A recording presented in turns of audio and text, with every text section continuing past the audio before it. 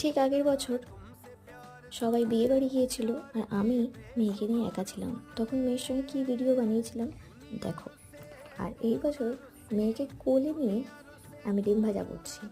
কেন মেয়েকে কোলে নিয়ে করছি সেটা পরে দেখাচ্ছি। আর কোলে নিয়ে আমার কী অবস্থা হয়েছে দেখো এবার।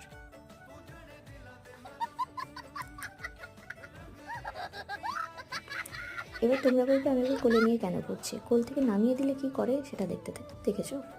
এবার আমি যে ভাত বাড়ছি এই ভাতের তলায় পা তুলে দেবে।